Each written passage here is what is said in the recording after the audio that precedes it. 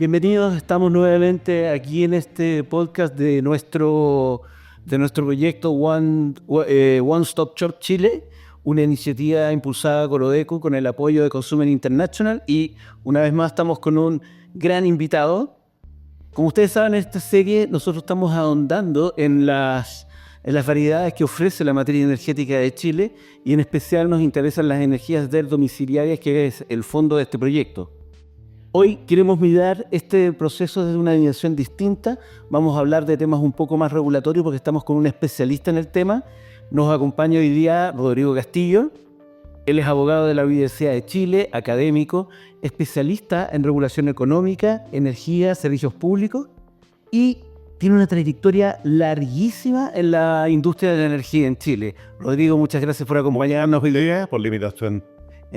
Y como siempre, estamos con el presidente de la organización, Stefan Larenas, que también en esta oportunidad va a estar aquí en esta conversación súper interesante que vamos a tener. Hola, buenos días. Muchas gracias, Rodrigo, nuevamente por estar con nosotros. Y lo que dijo Héctor, digamos, lo que va a englobar esta conversación, pero hay un tema bien contingente, ¿no?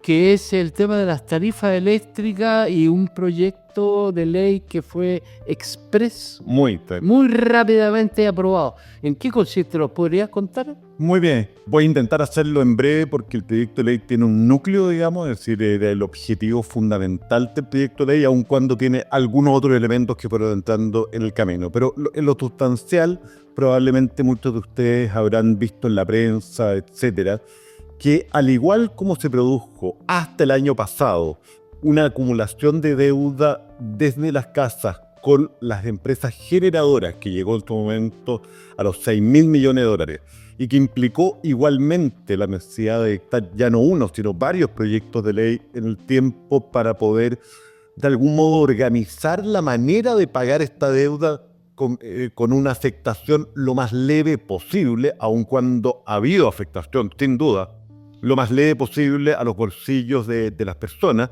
y al mismo tiempo establecer ciertos subsidios a las personas de menos recursos para poder enfrentar el pago de esta deuda tan grande. Lo que pocos recordaron en esa época, porque temporalmente todavía no llegaba, es que del mismo modo se había estado acumulando una deuda más pequeña, porque la participación en la cuenta es más pequeña, con las empresas distribuidoras que también habían tenido congeladas las tarifas desde el año 2019, que llegaba al orden de los 800 millones de dólares. En julio, ahora, durante julio, y si no se hubiera logrado sacar adelante este proyecto de ley, la Superintendencia de Electricidad y Combustibles, por ley, tenía que establecer la manera de pagar la deuda, y esa manera de pagar la deuda necesariamente no distinguía entre clientes más pobres, clientes menos pobres, y además, por normativa, no podía extenderlo en más de 48 meses, con lo cual, a partir del 1 de agosto, los chilenos hubiéramos tenido que empezar a pagar un aumento en nuestras cuentas para pagar esa deuda. Yo quiero hacer en esto un homenaje a la ministra Rincón. Realmente ella tuvo un talento político. Ahí se nota el oficio, los años en el Congreso, porque fue capaz de tramitar este proyecto de ley, como decíamos, en un tiempo récord. Ayer se terminó de votar en general y particular en la Comisión de Energía del Senado, e inmediatamente volvió a la Cámara de Diputados, donde ya había sido aprobado un texto levemente distinto.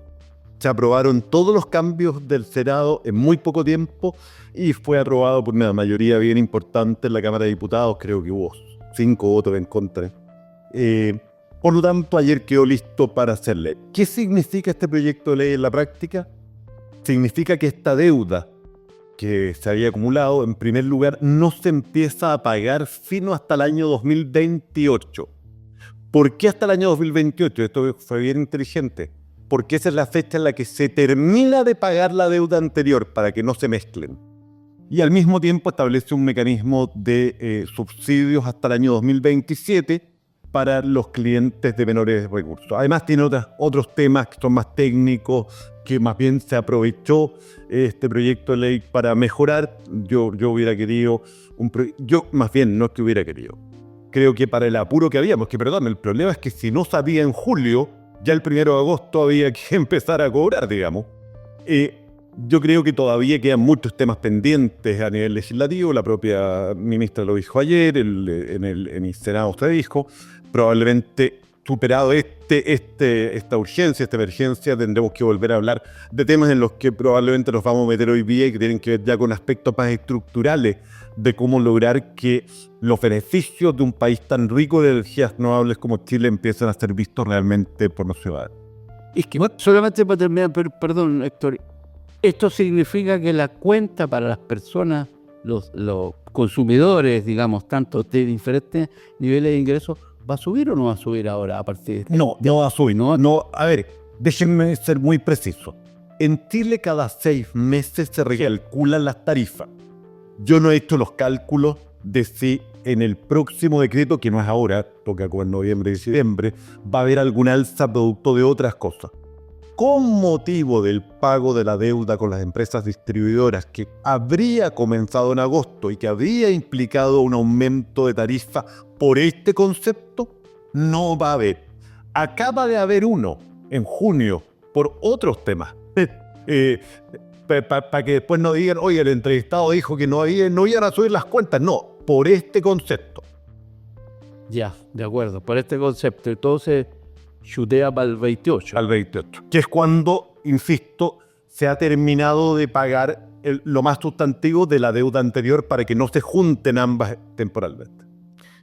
¿No es porque por el año 28 también que están terminando los contratos que son más caros también? Efectivamente, cuando se pone el 28 originalmente tenía que ver con eso. Ya. Perdón, claro, el año 28 originalmente. Efectivamente, la gran mayoría de los contratos más caros comenzaron a vencer en el año 25, los primeros, y terminan en lo sustancial en el año 28 los contratos más caros, que fueron justamente los que se celebraron entre 2011 y 2014. Mira, chapó para la ministra Rincón entonces. Sí, hay que decirlo. Muy bien, muy bien. Pero mira, entrando en el tema de este podcast, a mí me gustaría partir por una pregunta más bien general. Porque cuando uno observa la transformación de la matriz energética chilena, uno ve que está el foco puesto en, obviamente, las renovables, la descarbonización. Pero desde tu perspectiva, la regulación económica, ¿cómo juega en esto? A ver, de nuevo voy a intentar ser lo menos técnico posible, pero el mundo eléctrico, las redes, en lo fundamental, tanto las grandes redes de transmisión como las redes más pequeñas de distribución y la comercialización de energía para los clientes finales, son en Chile monopolios naturales. La comercialización no es natural, más bien viene allegado al carácter monopólico de las redes de distribución.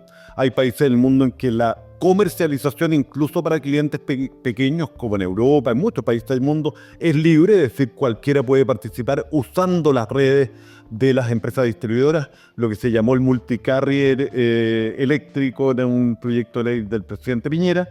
En Chile no existe, por lo tanto en Chile para los clientes pequeños residenciales que no nos están escuchando existe un monopolio tanto de la distribución como de la comercialización de energía eléctrica. ¿Por qué parto por acá?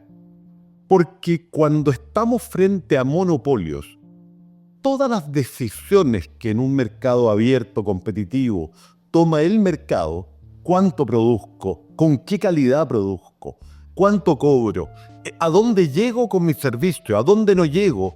Recordemos, solo a modo de ejemplo, que uno que vive en zonas urbanas densas, uno se encuentra con que en cada esquina hay 5 farmacias, estoy exagerando, hay 3 bombas de bencina. Bueno, en zonas menos densas, incluso dentro de la región metropolitana o de menores recursos, y para qué estar en provincias, hay comunas donde no hay ni una sola farmacia. Eso es mercado. En cambio, en el mundo regulado, cuando estamos frente a monopolios naturales, entra el mundo de la regulación económica, en el cual es el Estado el que toma todas estas decisiones. Lo cual ocasionalmente puede ser costoso, porque del mismo modo como no es rentable tener una farmacia en un pueblo muy alejado donde viven 70 personas, ¿no es cierto? Y nadie tomaría la decisión económica de llevar una farmacia ahí simplemente por la rentabilidad. En el mundo regulado, esa es una decisión que toma el Estado, aun cuando entiende que eso va a ser ineficiente, entre comillas, desde el punto de vista económico, y quienes pagamos esa ineficiencia, pero en un buen sentido en este caso, todos los demás, porque en el fondo estamos promediando el costo. Las farmacias, en este caso las redes eléctricas de zonas urbanas y densas, que son más baratas por densidad, es decir, un mismo cable es ocupado por muchas personas, por lo tanto cada centímetro de cable es mejor aprovechado y es más barato, por lo tanto. Los que estamos en las zonas densas, de algún modo subsidiamos a quienes están en las zonas menos densas, lo cual en mi opinión es algo justo. O sea que esa mirada que podría tener alguno de que la regulación es una traba, más bien es una condición habilitante. Efectivamente, a ver, yo de nuevo insisto, en muchos casos la libre competencia, pero cuando es de verdad, cuando hay libre competencia, cuando realmente se compite en los mercados, y ese es el rol muchas veces de organizaciones como las de ustedes, cuando aparecen casos de colusión, cuando no está funcionando la competencia, para esto están los tribunales de defensa de la libre competencia, pero cuando hay sana y buena competencia en un mercado, el mercado efectivamente es el mejor asignador de recursos. Pero en ciertos mercados, en los cuales por condiciones estructurales, como en los mercados de redes, en este caso de distribución y transmisión eléctrica, no es posible esa sana y libre competencia, entonces efectivamente lo eficiente, lo óptimo socialmente, y en esto está de acuerdo desde la Escuela de Chicago hasta Moscú, es que exista regulación. ¿Cómo lo ves tú, Stefan, esto ya viéndolo desde la perspectiva del consumidor propiamente tal? Sí, bueno, aquí lo hemos hablado anteriormente, la necesidad de regular, y por eso que existe, digamos, la regulación para en general para los créditos domiciliarios, la fijación de tarifa, ¿no es cierto? Y de cuestiones técnicas y todo lo que decíamos, no es todo el precio.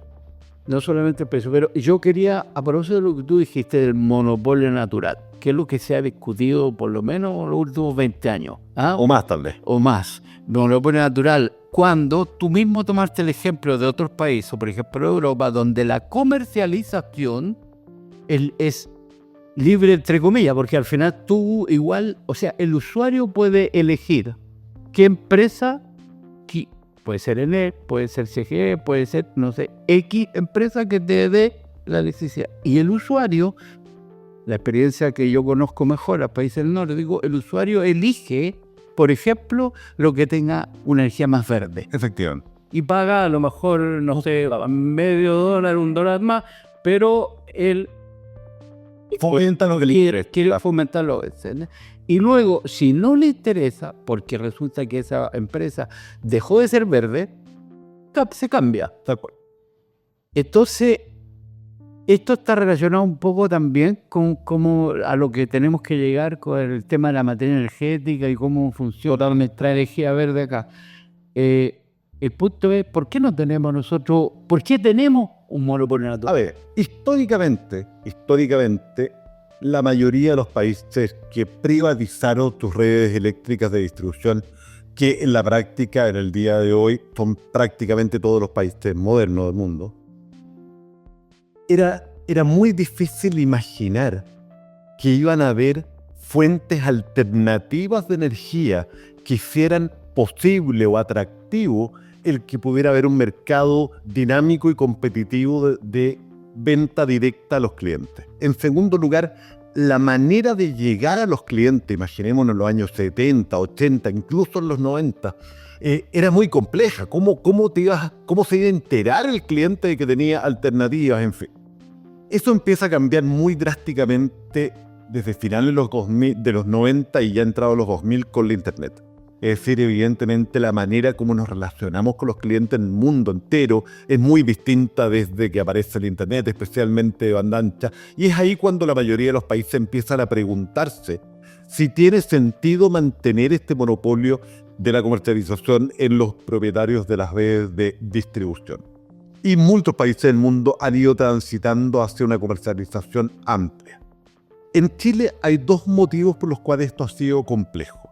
El primero, y esto es algo que probablemente poca gente se imagine, es que a las empresas distribuidoras les importa un comino comercializar, y es más, estarían encantadas de ya no ser los comercializadores. ¿Por qué? Porque pierden plata por comercializar. Ganan plata por, voy a ponerlo de esta manera, arrendar las redes. lo que pagamos por el fierro, pero por la comercialización pierden plata. ¿Por qué pierden plata? Porque ellos compran la energía a un precio X de parte de los generadores. Por ley, venden la energía a los clientes sin ningún margen. Cero, ningún margen. Pero al mismo tiempo, y esto es lo grave, tienen que hacerse cargo de lo que se llaman las pérdidas. Yo compro 100 unidades de energía a los generadores a un precio de 10 pesos. Pero logro cobrar 95 de parte de los clientes. Porque en el camino, algunas se perdió técnicamente, las redes, los cables no son perfectos, por lo tanto hay pérdidas técnicas. En Chile son muy pequeñas y están a nivel mundial en pocas pérdidas técnicas. Pero también hay pérdidas no técnicas. ¿Qué es una pérdida no técnica? Todas las formas de uso. Desde el que no paga la cuenta hasta el colgado. ¿Ya? Eso ha aumentado muy significativamente en Chile en el último tiempo. ¿De la mano de qué? Ustedes lo van a entender de inmediato, de los campamentos.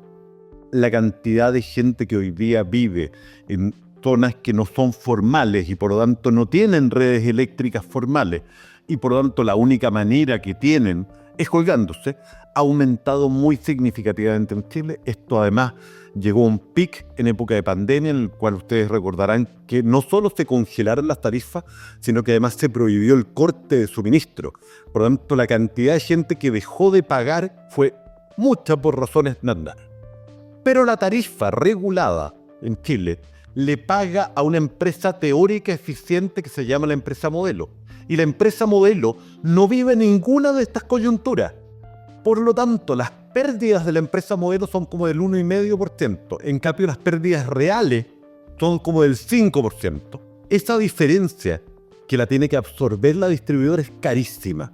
Y por lo tanto, la distribuidora estaría encantada de decir que cualquier otro se encargue de esto. Porque yo no solo lo gano, pierdo. ¿Dónde está el problema? El problema está en los contratos. Como los contratos para comprar la energía para estos clientes finales residenciales, pequeños, etcétera, todos nosotros, son contratos de muy largo plazo con las empresas generadoras. Si bien los contratos no le aseguran a la empresa generadora una demanda determinada, es evidente que si de un día para otro dijéramos, ahora cualquiera puede elegir comprarle a su distribuidora o comprarle a cualquier otro, estos contratos quedarían vacíos eventualmente. Y por lo tanto, toda la inversión que hicieron los generadores para esos contratos, que además estaba asociado a unidades para ese contrato, quedarían en stand-by y perderían probablemente, algunos quebrarían, en fin. El problema está en que en algún momento, si alguien quiere de verdad hacer esto, en algún momento hay que decir, ya, bueno, congelemos esto y empecemos a transitar en la otra dirección. Porque todos los años firmamos nuevos contratos y vamos volviendo a quedar amarrados. Ahora, para ser bien franco, si bien la idea de la comercialización, yo siempre lo dije, incluso en la época en la cual yo representaba a las empresas distribuidoras, siempre dije que era algo que nosotros mismos deberíamos fomentar para que no pensaran que era algo con lo que nos queríamos quedar monopólicamente cuando no era verdad. Para ser muy franco, en algunos países ha sido súper exitoso y en algunos países no lo ha sido. En España, por ejemplo, más del 95% de los clientes, pudiendo optar a comercialización, están con la distribuidora en lo que se llama tarifa de último recurso, porque los comercializadores han quebrado. Y imagínate qué delicado es que un suministro como este dependa de la relación con un comercializador que mañana quiebra y que yo me quedo en Pampa y la Bahía, digamos, sin un suministrador de energía eléctrica. Esto no es lo mismo que un suministrador de, qué sé yo, pues de Netflix. Claro. Oye, y digo una cosa, sí, entendiendo que todos quisiéramos que la matriz fuera lo más verde posible, lo más limpio posible, donde las renovables no convencionales juegan un rol importante, este examen que tú haces a la institucionalidad, ¿tiene cosas que favorece y cosas que desfavorece el proceso? Coméntame al respecto. De nuevo, voy a intentar ser lo más claro posible. Sí. Yo les contaba que en Chile la parte regulada es distribución y transmisión, las redes. ¿Por qué? Porque son monopolios naturales tal como hemos dicho. La generación, en cambio, en Chile se considera un mercado económicamente libre, aun cuando está lleno de regulaciones de otro tipo. Pero en lo medular, cada cual escoge si instalar o no instalar una unidad de generación, escoge cuánto producir, en teoría, digamos, o sea, la capacidad de la máquina, escoge si postular a licitaciones públicas para clientes regulados o no hacerlo, elige si contratarse o quedarse en el mercado marginal, que no voy a intentar explicarlo, que ahí ya lo iríamos a otro original, pero venderle directamente al sistema. Todo esto lo puede escoger el generador y por eso entendemos que es libre.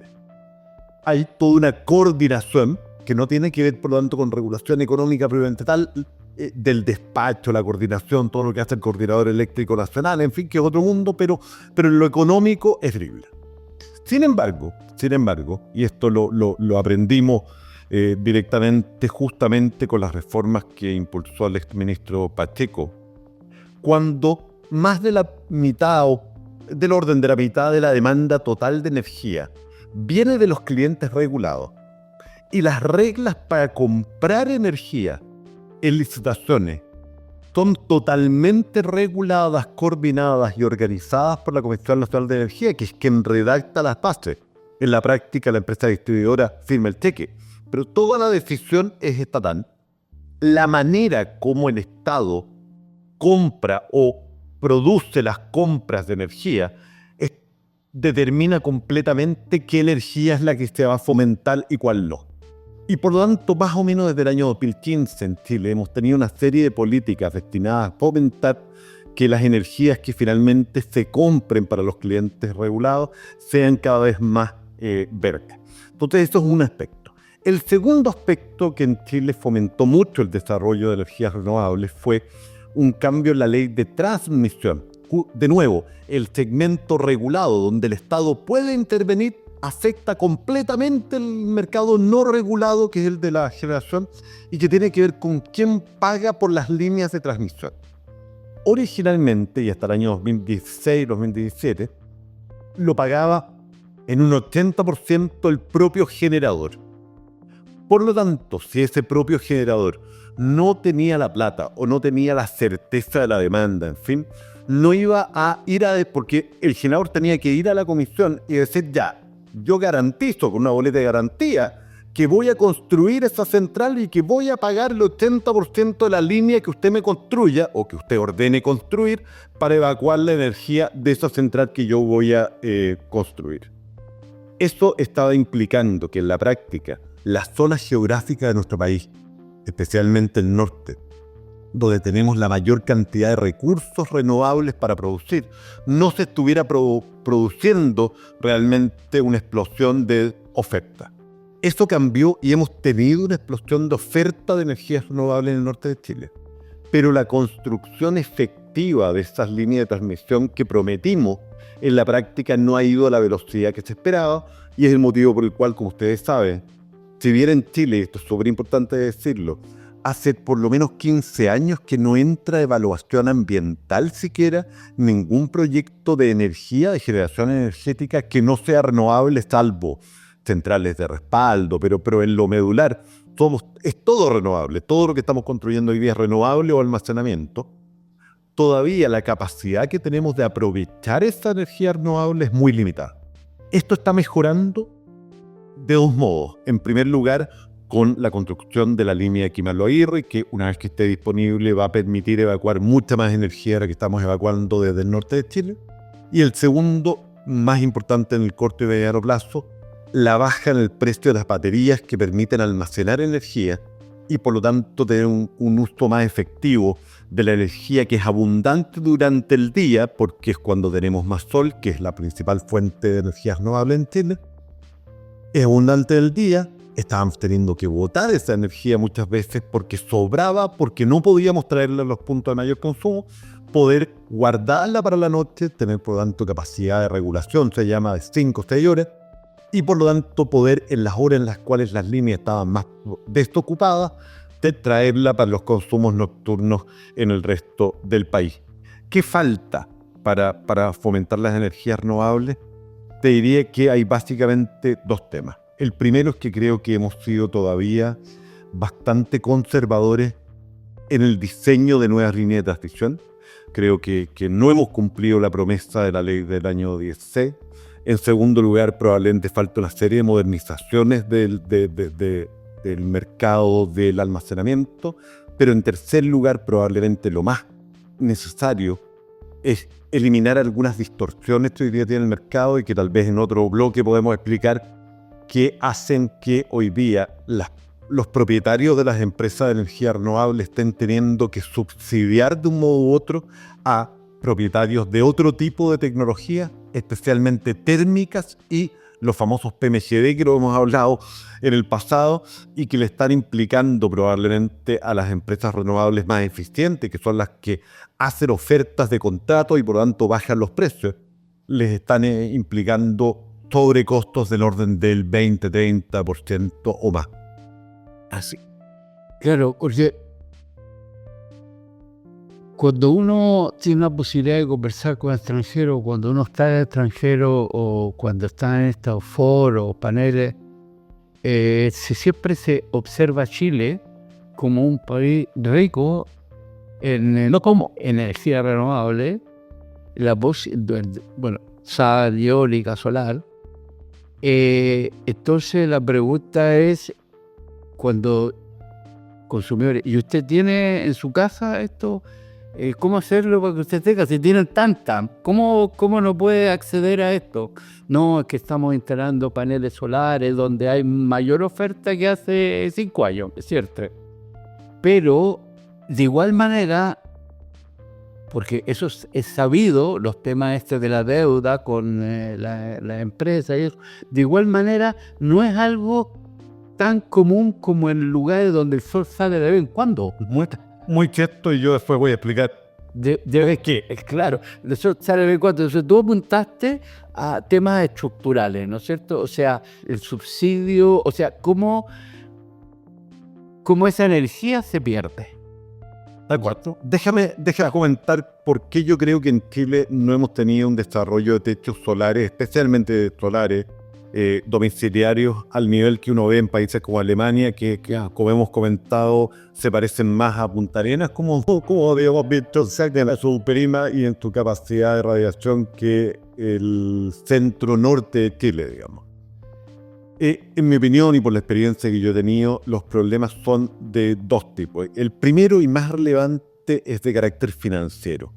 Es decir, hoy día con el costo que tiene la energía eléctrica en Chile, que es bien caro, y con el abaratamiento de las baterías, para muchas casas, no para todas, pero para muchas casas especialmente, debo decirlo, y eso no es popular decirlo, pero es la realidad, especialmente las de mayor consumo, porque las de menor consumo nunca van a terminar de pagar la infraestructura, digamos. Después voy a explicar esa segunda parte, pero para las casas de clase media hacia arriba, digamos, tiene sentido el poder invertir en este tipo de instrumentos y probablemente hay que mirar cada caso muy en particular, pero se pague la inversión en un periodo de entre 3 y 5 años. El problema está en que cuando miramos la realidad de Chile, los chilenos apenas llegamos a fin de mes. Entonces, con suerte tenemos voy a decirlo así, 50 lucas, porque por ahí ando y vi el promedio de la cuenta que pagamos los chilenos. Yo todavía recuerdo cuando eran 20, hace algún tiempo. Pero hoy día está en el orden de las 50 lucas lo que pagamos por cuenta eléctrica. Con suerte tenemos las 50 lucas para pagar la cuenta eléctrica a fin de mes. ¿De dónde va a sacar esa familia 2, 3, 4 millones de pesos para invertir? Por más que esa inversión, una vez pagada en 3 años, podría suponer que en adelante va a pagar en lugar de 50 lucas, 10 lucas de luz, por los momentos en que no ha podido aprovechar su inversión. Y por lo tanto yo te diría que uno de los grandes ausentes, yo esto lo he venido diciendo desde hace mucho tiempo, es que los bancos, pero no solo los bancos, el Estado, en fin, tengan mecanismos reales de financiamiento, de forma tal que la persona en la realidad pague el crédito directamente con el ahorro y no tenga que poner plata de su bolsillo que no tiene. ¿Cuántos chilenos tenemos 3, 4 millones de pesos cash, o vamos a ir al banco a endeudarnos por esa cantidad de plata. Muchas personas no tienen ese acceso al crédito para ir a pedirle al banco 3 o 4 millones de pesos, y si llegan a hacerlo probablemente va a ser primero para la educación de los hijos que para otra cosa, en fin. Por lo tanto, financiamiento, y esto como digo, en el mundo hay mecanismos de financiamiento públicos y privados infinitamente mejores que en Chile. Yo imaginaría, por ejemplo, que en casas con aporte público subsidiada de, qué sé yo, 3.000 UF, entregar esa casa sin que en el mismo crédito hipotecario esté contenido el panel solar y la batería, es un despropósito. Desde el punto de vista de la inversión, es un delta muy pequeño. Desde el punto de vista de cuánto aumentaría la cuota mensual, probablemente sería en pocas lucas. Y sin embargo, el ahorro mensual que tendría ese hogar en energía eléctrica sería muy importante. Por lo tanto, efectivamente nos faltan herramientas de financiamiento, que creo que es lo más relevante. Y lo segundo, que de nuevo no me quiero poner técnico, pero para una casa que consume 200 kilos, ¿ya?, requiere menos paneles, obviamente. Pero el costo de ir a instalar el panel no es muy distinto entre un panel chico y 3 paneles grandes. ¿Me explico? Por lo tanto, proporcionalmente es más caro poner un panel para una casa de menos consumo que para una casa de mayor consumo, que es una economía de escala habitual, que es otro de los motivos por los cuales para las casas más pobres, con menos consumo, etcétera, se vuelve menos atractivo económicamente instalar un panel, salvo que fuera subsidiado, como he dicho, y que ya venga con la casa y que sean unos pocos pesos al mes para pagarlo dentro del crédito hipotecario. Hay una iniciativa que se llama casasolar.cl, Sí. pero es bastante restringida, parece ser. Claro, porque hay iniciativas de lo que se llama el modelo ESCO. El modelo ESCO es que una empresa va a tu casa, mide, hace una auditoría y dice: mire, usted invirtiendo 5 millones de pesos, podría ahorrarse 100.000 pesos al mes en energía en general, gas, calefacción, energía eléctrica. Yo le voy a prestar los 5 millones de pesos, yo le instalo todo y me voy a cobrar con el ahorro que yo mismo he calculado que usted va a tener. Existirán mecanismos de seguridad, igual como cuando uno compra un auto, pero ese modelo es un modelo muy atractivo. Nuevamente, dado lo que acabo de decir antes, que se vuelve atractivo para casas de un cierto nivel de consumo en adelante, tiene las restricciones que Estefan estaba comentando, y es el motivo por el cual, como digo, para casas de menor tamaño, de menor consumo, de menos recursos, yo creo que esto debería ser programas de financiamiento estatal. Y dime una cosa, Rodrigo, dentro de la institucionalidad que tenemos en este momento, ¿existen incentivos para aquello? Estoy pensando en que eventualmente al gran generador puede que no le convenga que aparezca este mercado chico de los techos de las casas a reducirle la cuenta de sus clientes. ¿Cómo conviven estos vientos? Sí, a ver, yo te diría que hoy día, cuando miramos lo que viene, el futuro, la proyección de mayor demanda eléctrica es tan grande. Después le voy a decir de la mano de qué.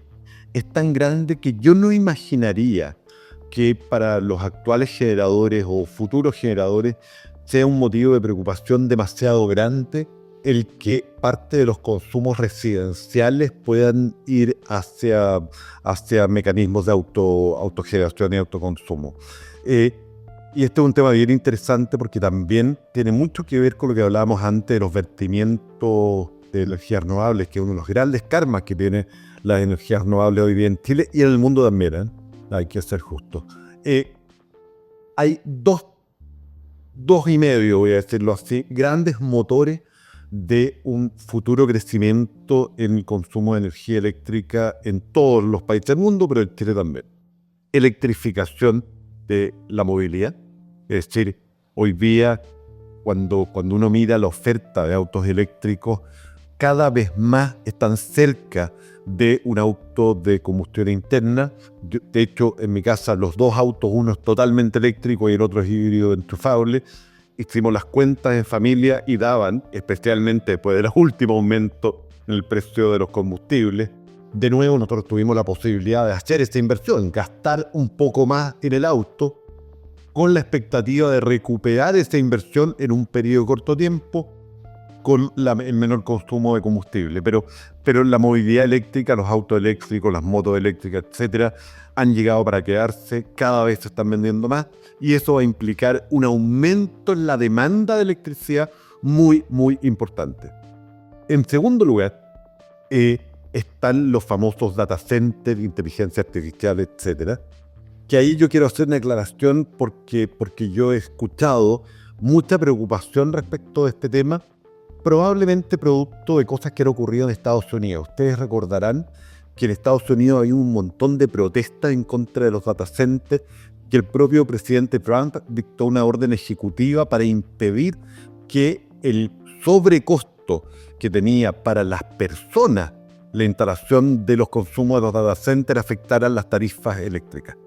En Estados Unidos esto ocurre, de nuevo no voy a entrar en el tecnicismo, porque el modelo de fijación de tarifa americano, que no es el mismo para todos los estados, en fin, también no vamos a entrar en detalles, pero solo en el global, en Estados Unidos, cuando se proyecta una nueva demanda, cuando yo, data center, voy y le digo al sistema, yo me voy a instalar ahí y voy a consumir X, el sistema comienza a invertir, a pagar esa inversión que se requiere para la demanda.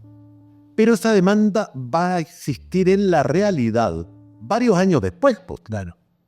¿Quién paga las inversiones en el transiente? En el caso de Estados Unidos lo paga todos los clientes. Por eso suben las cuentas de los americanos. Y en Chile no funciona de esa manera. Tú empiezas a pagar las inversiones solo una vez que están realizadas, no de antemano, y por lo tanto solo empiezas a pagar la inversión cuando la demanda que tiene que pagarla ya existe. Y por lo tanto en Chile no tenemos ese problema. Hay otros problemas que podríamos discutir, pero que ya no están tanto en el mundo ni del consumidor ni de la regulación eléctrica, uso de agua, temas ambientales, temas urbanísticos, pero eso es otro mundo. Lo que es importante decir es que en Chile la presencia de mayor cantidad de data centers desde el punto de vista de la demanda eléctrica es una buena noticia. ¿Por qué? Porque mientras más demanda hay, menos energía tienes que botar. No. Y eso es muy importante. Eso es muy importante.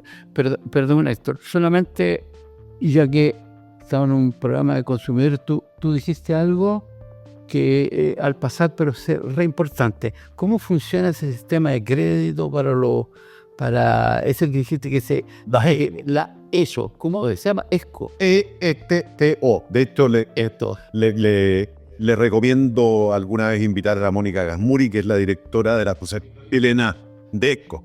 Ellos son los expertos en esto, así que yo voy a explicarlo hasta donde yo lo entiendo y ahora lo conozco bien. ¿Cómo funciona? Funciona básicamente con que una empresa, el modelo ESCO real, original, voy a describir, después les puedo dar lo que ocurre en Chile, pero el modelo original es que una empresa normalmente grande, porque tiene espaldas financieras para hacer esto, te golpea la puerta y te dice, señor Estefan, Héctor, ¿me permiten entrar a su casa? Voy a hacer una auditoría, un diagnóstico de eficiencia energética de su hogar. Entran, miran qué tipo de ampolletas tienes, qué tipo de artefactos tienes, cómo genera energía o no genera energía, cómo te estás calefaccionando, qué tan hermética es tu casa desde el punto de vista de la temperatura y de la pérdida de temperatura, porque esto es uno de los grandes factores de ineficiencia energética, en fin. Y te dicen, mire, usted hoy día está gastando, voy a dar un número cualquiera, 100.000 pesos al mes en general en energético. Electricidad, la parafina para Toyotomi, el gas para la cocina y la ducha, o los que se calefaccionan a gas o a electricidad, en fin. Usted en promedio gasta 100.000 pesos al mes en energético. Usted con una inversión de 3 millones de pesos podría bajar esos 100.000 a 40.000. Por lo tanto, tiene 60.000 pesos al mes y una inversión de 3 millones. Por lo tanto, en el caso de este ejemplo, en 4 años y algo usted pagaría esta inversión, pero esta inversión le va a durar 20 años. Por lo tanto, los siguientes años usted va a tener un ahorro neto en sus costos energéticos. Como nosotros sabemos que usted no tiene catch los 3 millones de pesos, yo le pongo la plata, yo pongo los artefactos y le voy a cobrar a usted, dijimos que el ahorro iba a ser de 60.000, le voy a cobrar a usted 70.000 al mes, porque obviamente es un negocio para ellos, tiene que haber un margen de interés, en fin. Le voy a cobrar a usted 70.000 al mes. Pero como usted va a tener un ahorro neto, usted al final lo que va a pagar son 10.000, para ejemplo. En Chile, este mecanismo existe para casas o comercios de muy altos ingresos, que pueden dejar garantías, en fin. No ha llegado a las casas, o poco, a las casas de todos nosotros. Hay algunos esquemas de créditos, pero que son créditos más normales, como, mire, vaya al banco, pida los 3 millones de pesos, yo le ayudo, en fin, pero no se ha extendido todo lo que podría haberse extendido. Ahora, vuelvo a insistir, este mecanismo que podría funcionar bastante bien para casas desde estrato medio en adelante, deja de todas maneras huérfano a la gran mayoría de los chilenos. Claro. Y para eso, como yo insisto, se requeriría una campaña más bien en el mundo público.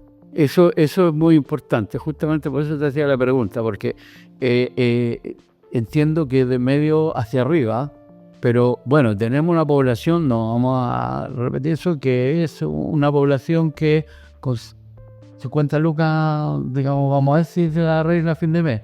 Es decir, ese tipo de cosas. Entonces, debiese existir, o sea, más allá de la oferta, porque hoy día hay mucha oferta, es la que tú mencionas, hay pequeñas pymes que ponen, debiera haber necesariamente, como en países, digo, donde el sol sale de vez en cuando, que tiene subsidio. Hay gente que ocupa subsidio en los países nórdicos y solamente tiene para ducharse, para agua caliente. El resto se la arregla con gas.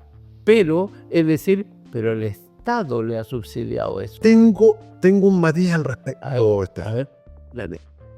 ¿Por qué quisiéramos gastar plata pública en un techo solar? Para ahorrarle plata al cliente, ¿no es cierto? Para que el cliente pague menos y además sea energía renovable. Sí. Esos son los dos motivos por los cuales como Estado estaríamos dispuestos a poner plata.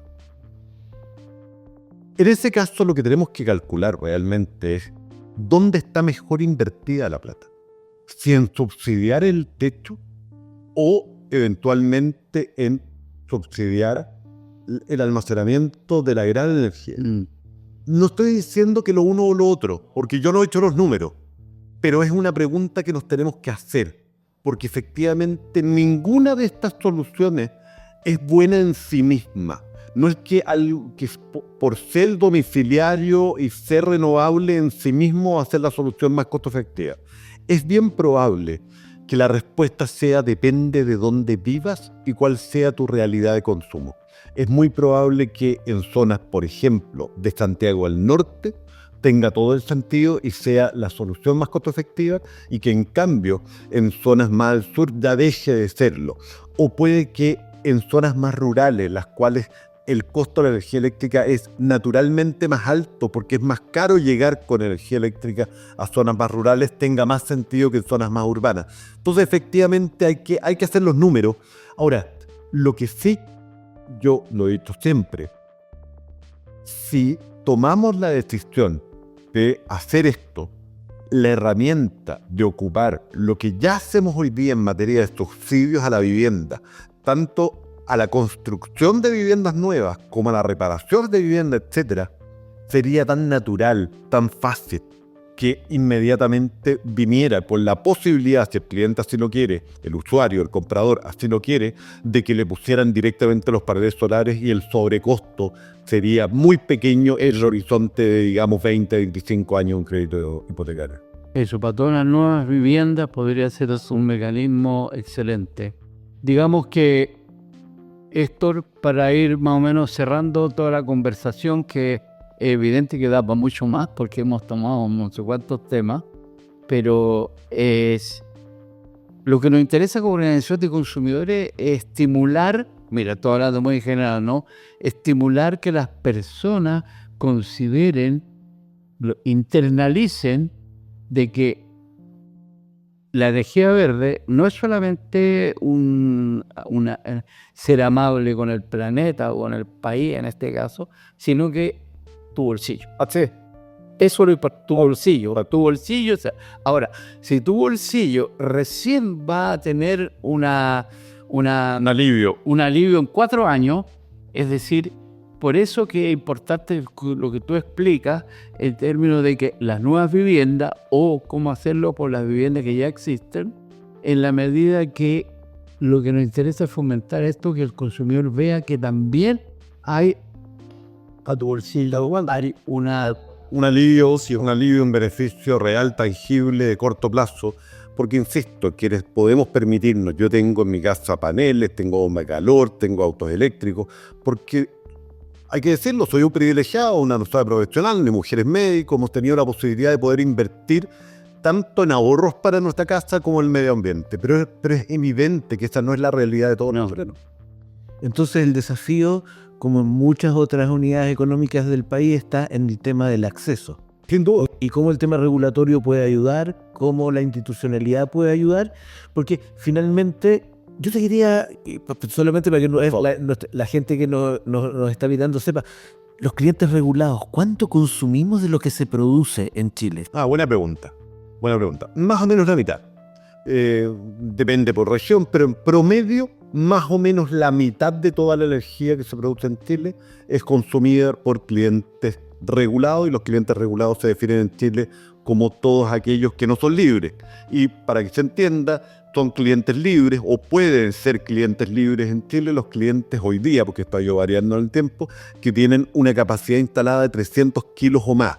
Eso es harto, para que se entienda. O sea, estamos hablando de que eso es 30 casas. ¿Apunta?